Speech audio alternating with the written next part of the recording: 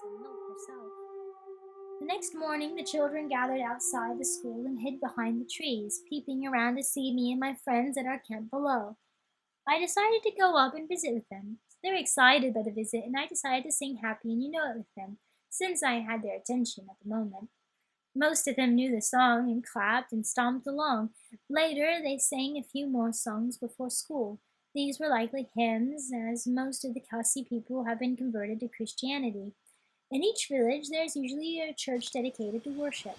On Sunday mornings, everyone dresses up, even the children that change out of their pants with holes in the bottoms. The women wear a top which is covered by a long, thin scarf-like piece of material that goes beneath one arm and is pinned atop the opposite shoulder. If there is a particularly important event, another shawl is added under one arm and pinned accordingly on the opposite shoulder. One of the little girls that I had been spending time with took my hand and led me into the school, where I caused quite a commotion among the other students. My teacher was sitting at a desk, grading papers with a group of children around her, holding their papers in their hands, waiting for their turn. The schoolhouse was a small and simple place. It had a chalkboard and several chairs and desks. The school was for children from kindergarten to fourth grade, I believe. I was beckoned to follow some of the students up the hill through the village. I went up and up with them and around behind a few village houses to another school where fifth and sixth grade students were being lectured by a young teacher who came out to greet me. She asked me how I got there. I said that I had followed some children who had led me to her. She suggested that our friend from Nongrat take us to a few local scenic places. Of course, he was drinking a great deal of rum and was unlikely to help us. I told her that he was occupied with other things. She said his father was a farmer in the village. I asked what he farmed, as most of the area around looked like jungle. She found my question unusual. In this area, monoculture is not practiced. The farms look similar to the forest because the farm is just a trained forest. They grow mandarins, betel nuts, cinnamon, lemons, several other things that are likely trained native species. The farms are nearly indistinguishable from the rest of the jungle. They appear as a tamer area of cleared undergrowth. The teacher told me that I should ask the children's names. I told her that I was trying, but my memory struggled with the new and sometimes unusual names. It was helpful, though, that the alphabet used by the Khasis is the same as that of English. This is due to the fact that written Khasi language was developed during colonization. I left the teacher to return to her lesson. I began to walk down through the village when the man who had brought us the rice wine at the cliffs passed me. He gestured that he was going up. I decided to follow him to figure out what he was doing. We both arrived at a house in the midst of construction. The villagers were gathering all around, and I sat down with them around the building site. They gave me some betel nut and lime. I chewed the nut and spat the red, profuse saliva on the retaining wall that we were seated on. Betel nut is a type of palm nut that is chewed with the leaf of a jungle vine and lime, such as that of cement. It produces a sense of heat in the head and sometimes a racing heartbeat. Do not swallow the juices from the mouthful of astringent chew, or you will find yourself dizzy and nauseous, and potentially faint.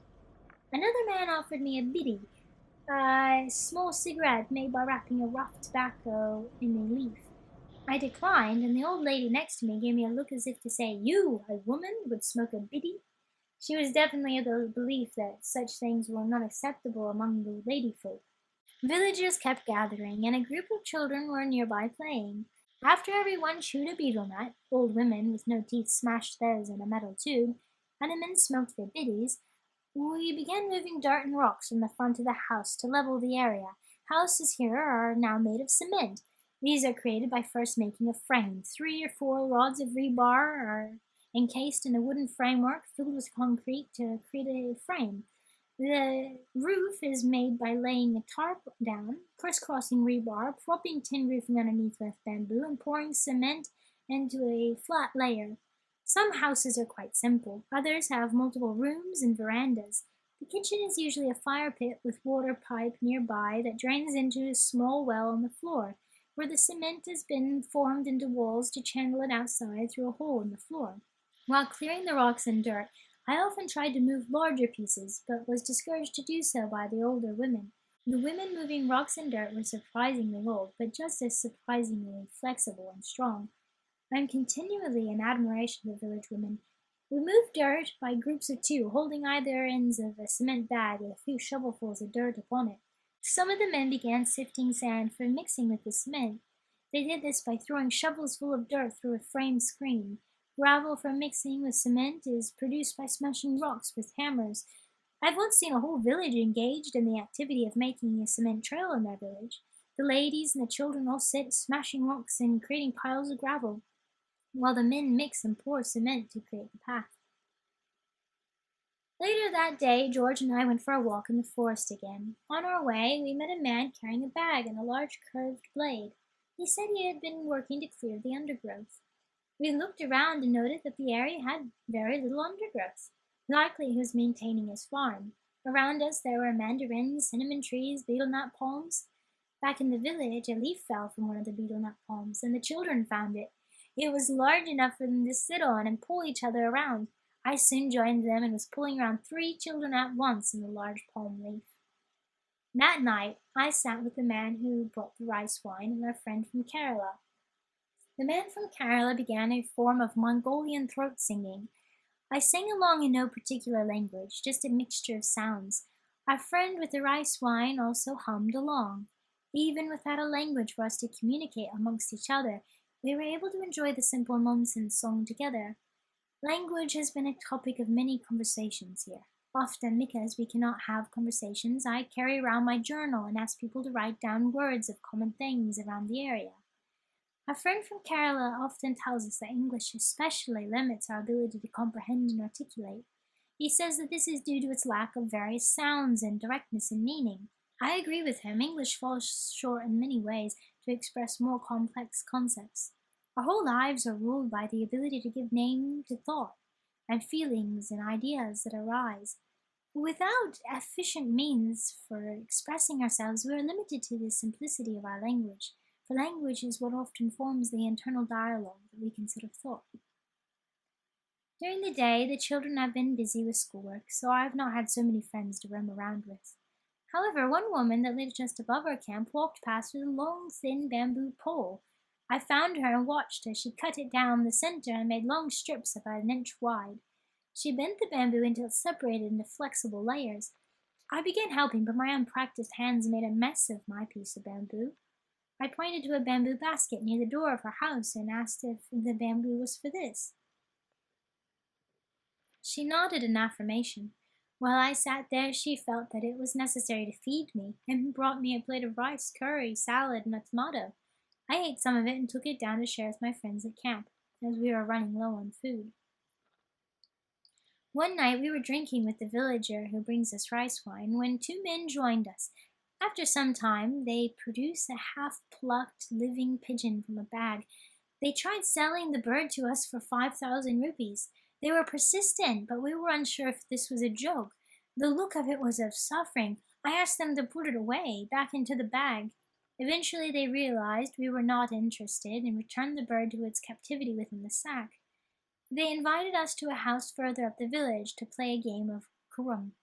Since it was our last night in the village, we decided to all go up and play the game, which consists of a board with a hole in each of the 4 corners. The center is filled with a number of both black and white checkers and 1 red.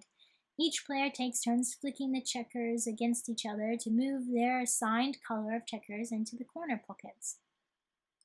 While we were playing, there was some talk that our friend from Nongarat was unhappy with us for not giving his brother money for his bus ride home after accompanying us to the new village. He said that our host in Nongarat was very angry with us and that we owed money. We tried making sense of it all, but the story kept changing and it was unclear what we owed and why. The next morning we were packing up to leave when our friend from Nongarat came to speak to us. He said, "You owe money. You no stay in father's house. You stay outside. Outside not father's. You must pay." He told us that the land outside the shack was the property of the man who brought us the rice wine. He was demanding 4,000 rupees from us, and he would not allow us to leave the village until we paid. Our German friend was upset. "We owe money for what? For what?" she kept remarking. Our friend from Kerala warned us that the villagers in this situation could pool together and stop us from leaving if we did not pay. He said that he had worried that something like this might occur, and that is why he had decided to come with us. The only solution we had left was to barter with the man. I spoke to our friend from Nongriat. I told him that he had not been honest with us about this, that we were friends and that we were upset by the change in circumstances. He looked guilty, but insisted that the change was because we had camped outside of the shack instead of sleeping inside of it.